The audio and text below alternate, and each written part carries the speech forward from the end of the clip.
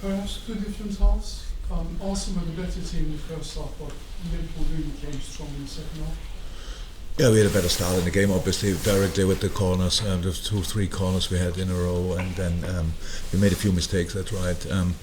So both teams had obviously possession spells, but in our possession spells we didn't really create because we didn't have enough bodies between the lines, played a bit too much around the formation than trying to find the gaps to pass the ball through.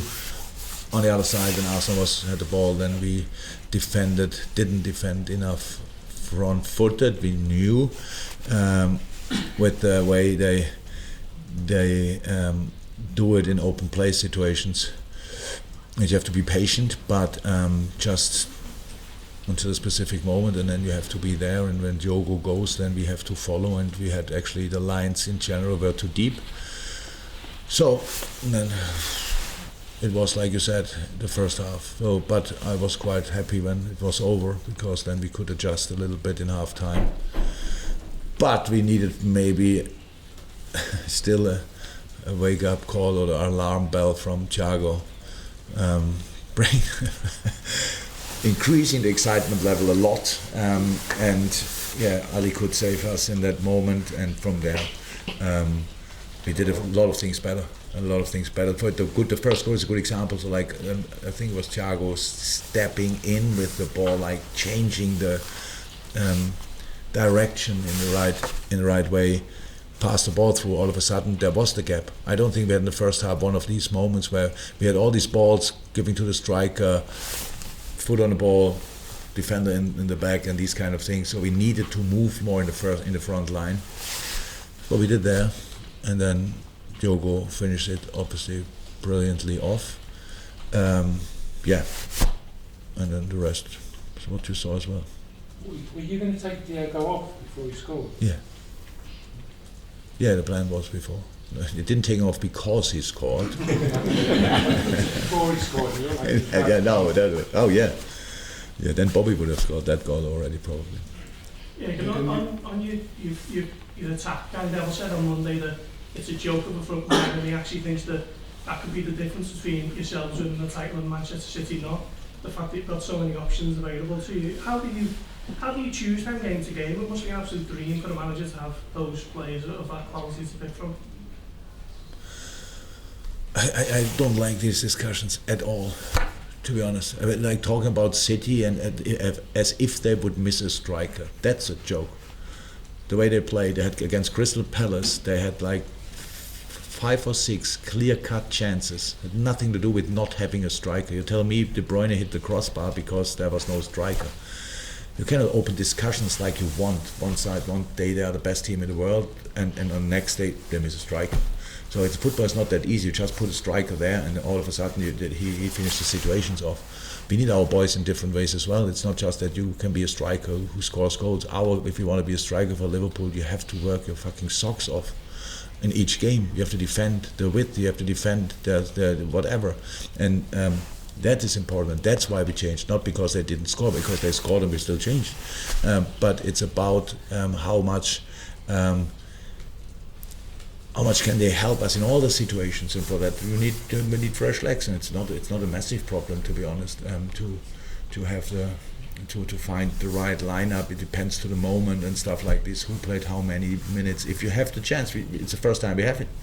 Usually, years ago, it was like Sadio and Mo played all the time, and Bobby pretty much all the time, or Divock played. That was the situation, and maybe that's the reason why we were never in more competitions. We just were in two or whatever. So no, it's not. I don't have a problem with that. Divock Origi was on the squad today. That's a joke as well, because if you would see him training, you think, how can you leave him at home? But that's it.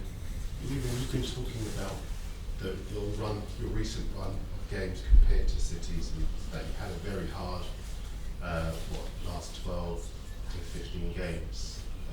City? No, Liverpool. Yeah, we had. Elaborate. No, we had. Well, I think we had 6 games more than Arsenal. You can see that as well. So because not if you play or not, but we constantly travel. We go here, we go there. We are in the hotel and stuff like this. That we since we met last time, we had six games more than them, I think. 13 and 7, if I'm right. So 13 games. It's really mad, and it will not stop. And that's how it is. But it's actually, I don't complain. We don't complain. It's just how it is. So you wake up in a different hotel, and somebody tells you where the restaurant is. So and then you try to remember the number of your room. That's our life in the moment, and that's why I'm so happy today, obviously, because coming here to Arsenal in that moment against this team, winning 2-0, that's really special. That's really special. Do you feel this many games has actually given you momentum to close? Yeah, because we won them, yes, but not all of them, but some. Yes, of course, gives momentum, but momentum is the most fragile flower on the planet. Somebody just walk past you and steps on it and done, and then you work again. I don't know how long to get kind of a momentum back. So I'm not a big friend of momentum. It's just get through it. Really find the way in the game to get through it, and then let's see where we end up in the end. It's a tough one. And just one last one. You've been in front, now you're coming from behind. Which of the two positions do you prefer? I would prefer now being 20 points in front. Massively. James Pearce, and then we'll take the gentleman back. Jurgen, that's 17 Premier League clean sheets now this season. I think one conceded in the last second. Obviously, you can't always be at your fluid best, can you, when you're going for a title like this? How important is that solidity that you seem to have at the minute? That's a clear agreement of us, a clear agreement. Since we had to readjust it, to be honest, so like early January. So like we have to agree on defense first, because otherwise you are some team, like any team or whatever. You win or you lose, or you win or you lose. And today we won 2-0, but we had games where we won 1-0, and we wouldn't have won these games if we are not defensively spot on. The last line in general was today incredible. Ali saved us again, but what the two fullbacks did was absolutely insane.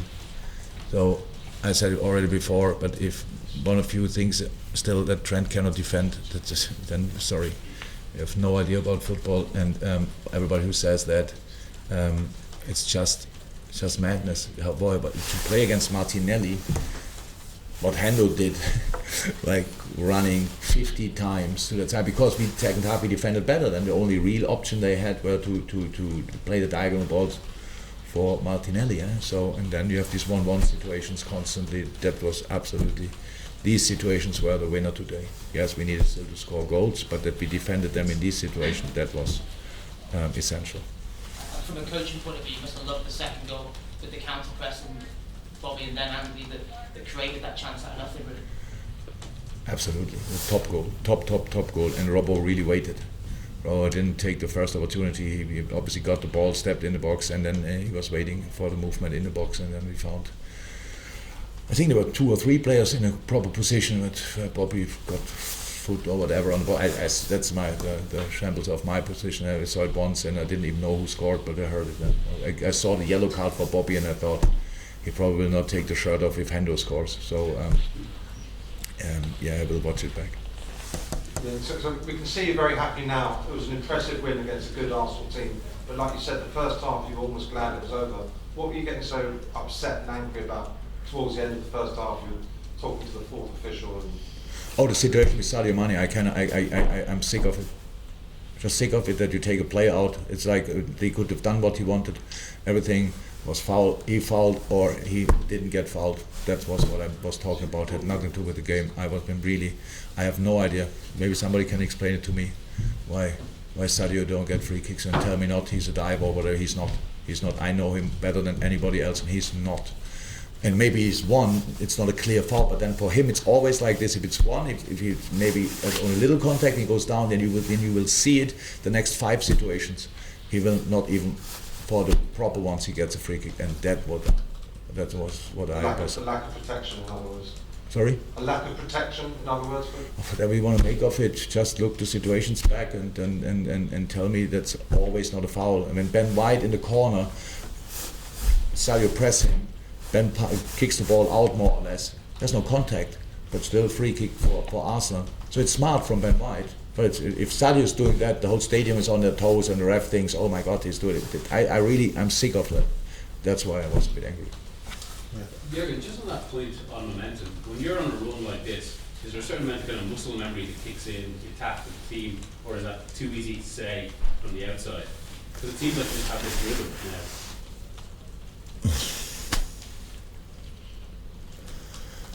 now. A rhythm is good, but rhythm is as well playing all 4 days or 5 days, it's rhythm as well. Playing all 3 days is rhythm, but it's a really intense one. Yeah. We are used to it. It's how I said. It's not complaining about it. Sorry, we want to be part in all competition. That's how it is. Yes, and we make changes in some games and more, and others less. But it's intense. But it's nothing.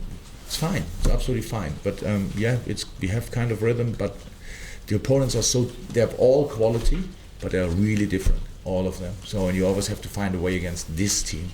And today it was Arsenal, and we found a way, and that's good. Ask you how it's felt to be gradually reeling City in here. You know, what have you been driving towards? How has it been for you as a team? And give us a bit of colour on that process as it slowly comes towards you and you've slowly caught them up like the kind of lion chasing a hyena. I really don't think a lot about City. That's the truth. I know that the only chance we have is to win an incredible amount of football games, because our opponents win incredible amount of football games. There's no chance to drop. I said it before, the last few years we pushed each other on insane levels. So we only had, I forgot the number, but 90 odd points because they had that many points, and they had it only because we had it, and that's the situation. So it makes each game a final. And you can enjoy that, absolutely, but you need to be ready for the intensity as well. I mean, intensity now here, if you are really, again, to be really there. I don't think it's a problem for a human being to be all 3 days like completely focused on what you do. But then comes in the physical part. Makes you tired, you feel it here, you feel it there. So that's what we are constantly fighting. City, we don't fight City, we play City in 3-4 weeks, I don't know exactly. Then we will give them hopefully a proper fight. But apart from that, we are in a good moment, we're in a good mood, that's all clear, but we know the only way we can do it is to dig really deep. If I didn't answer your question, then it was because I didn't understand it. I thought I got it, but I was not 100% sure. So, gentlemen, by the way, you can say, yeah, I'm good always. It's 20 minutes. So, thank you very much.